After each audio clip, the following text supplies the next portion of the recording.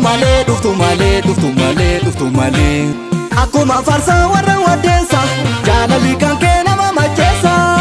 Egaa kabajamtoota hordoftootaa fi maatii mormortiiwuu har'ammoo sirba Jeenenuusiin wal qabatee wantoota tokko tokko dubachuudhaaf aan dhufe yookaan sirbicha dhaabee wajjin reaaktii gochuudhaaf otoo hin taane sirbichuma wal qabatee yaaduma waliigalaa tokko kaasuun barbaada. Sirba artistoonni Oromoo yeroo adda addaatitti siyaasa irrattis haa ta'u, dinagdee irrattis haa ta'u, hawaasummaa irrattis haa ta'u, waanuma fedhe irratti haa ta'u kallattii aartii Oromoo fuulduratti fuudhee deemuu danda'a jedhan kamiiniyyuu qooda mataa isaanii ba'achaa jira. Hundumtuu galatoomuu qabanii, galateeffamuu qabanii.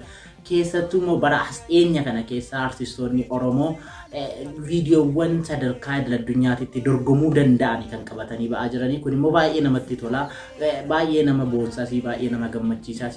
Ammallee gara fuulduraatti akkaataa itti aartiin Oromoo, akkaataa itti afaan Oromoo, akkaataa itti aadaan Oromoo, akkaataa itti seenaan Oromoo, akkaataa itti duudhaan Oromoo, eenyummaan Oromoo addunyaa irratti ba'ee calaqqisutti kan artistoonni keenya caalmatti cimsanii hojjetaa jiranii. As dhiyeenya kana artistoonni wantoota akkanaa hojjetu irratti komataman hin jiru. Hundumti isaanii bakka irratti bobba'anii jiran. Inni sirba siyaasaa sirbu siyaasa irratti, inni sirba dinagdees haa ta'u, hawaasummaas, kan jaalalaa, kan waan fedhe haa ta'u sirbaatee jiru baay'ee jajjabeeffamuu qabanii. Kuni hundumtuu walitti ida'ameetii afaan Oromoo, eenyummaa Oromoo, aadaa Oromoo, duudhaa Oromoo addunyaa irratti calaqqisiisa waan ta'eef kallattii kamiinuu artistoota kana bira dhaabbannee jajjabeessuu qabna. Ergaa jedhu kanan qabu. Sirbi Jeenenuus kuni sirba jaalalaati. Sirbi jaalalaa hasdheenya kana hanqinatu mudataa ture yookaan namoonni wal jaallatan sirba jaalalaa wal affeeran hin argatan ture. Sirba haaraa sirba jaalalaa wal affeeran hin turre. Namoonni hedduun yookaan artistoonni keenya hedduun isaanii sirbootuma siyaasaa irratti kan xiyyeeffatanii jiranii. Jeenenuus garuu rakkoo kana argiteetu furmaata yookaan falasaa yeroo gabaabatti nu kennuu keetiif galatoomiin jenna. Warri sirba siyaasaa sirban maaliif sirbanii jechuu hiyyatoo hin taane walumaa galatti aartiin Oromoo kun kallattii hundumaanuu bakka hundumaa gahuu qaba waan jedhu ergaa jedhu dabarsuu barbaade tananii. Artistoonni Oromoo ammallee imaanaa guddaadha kan baatanii deemaa jiranii. Kallattii kamiiniyyuu afaan uummata isaanii, afaan saba isaanii ta'anii, afaan nama isaanii ta'anii yeroo itti dhaabbataa jirantu jiranii baay'ee nama gammachiisa, baay'ee namatti tola. Kanaaf immoo uummanni Oromoo maal gochuu qaba waan jedhu irratti immoo dubbachuun barbaachisaadha.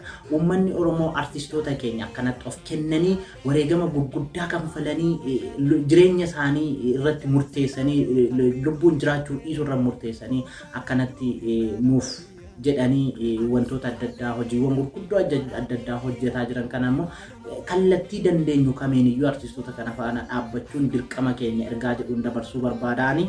Gara sirba Jeenenuusitti immoo gaafa deebi'u sirbi Jeenenuus sirba baay'ee jaalalaaf namatti toludha. Sirba qulqullina isaa eeggate, sirba suur-sagaleensa waraabbiinsaa hundumtuu bifa ammayyaawaa ta'een waraabameedha. Uummanni Oromoo qeerroo fi qarreen mucaan kun deebi'ee hojii akkanaa, hojii jajjabaa, hojii babbareedaa akkanaa qabatee akka bahuuf jajjabina akka taanuu fi viidiyoo kanallee ilaaluudhaan viidiyoon kun Vision Entertainment irratti kan gadhiifame. Yeroo boqonnaa keessanii jaalallee keessanis affeeruu dandeessanii, yeroo boqonnaa keessanis dhaggeeffatuu dandeessanii. Kanaaf seentanii achirratti ilaaluudhaan Jeenenuus waliin dhaabbachuu yookaan jajjabeessuun dirqama Oromummaatis jechuun hin danda'ama. Kana qofa miti. Artistoonni Oromoo hedduun as dhiyeenya kana baay'ee ba'atee jiru, baay'ee namatti tola. Afaan Oromoo, arraba Oromoo, sagalee Oromoo ta'anii dubbataa jiranii. Kanaaf immoo nuyi kallattii dandeenyu waan dandeenyu bira dhaabbachuun ergaa kiyyaa dabarfachuun barbaada. Sirba Jeenenuus dhuftu malee jedhu jaalallee keessan deemee achumarraan hafee yookaan jaalallee keessan deemtee achumarraan hafteen dhuftu malee yoo ergitaniif deebitee dhufti abdii jedhu qabna. Nu waliin turuu keessaniif guddaa galata qabdu. Wal wajjin malee bareennu, wal wajjin malee miidhagnu. Kanaaf tokko haa taanu, walaa jabeeffannu, wal cinaa hiriirru, walaa gargaarru ergaa jedhuun dabarfachuu barbaada. Na wajjin turuu keessaniifuu guddaa galatoomaa isiniin jedha. Asumarraan immoo waa kadhadheen beeku garuu YouTube kiyyas asumarraan subscribe, share ijatu silale qalbiitu si kajeele kobbareedduu intala baabiyya ani si jaaleera maraadheera mee maaluma wayyan ijatu silale qalbiitu si kajeelee koppareedduu intala baabiyyaa. Ani si jaaleera maraadheera nee maaluma wayya.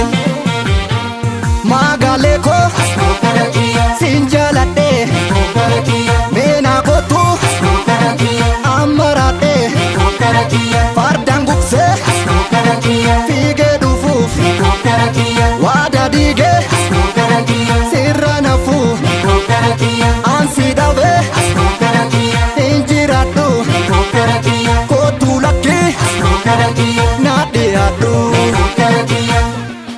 Iji kan koo suuma laalti onneen kan koo siif dhahatti siin araadee maalan ta'a dheebuu kan kee yooman ba'a. Dhuftu malee dhuftu malee dhuftu malee dhuftu malee akkuma farsaa warra waddeessa jaalalli kan kee nama macheessa. Si malee naan jatti onneen koo si argachuun fedhe anis waan koo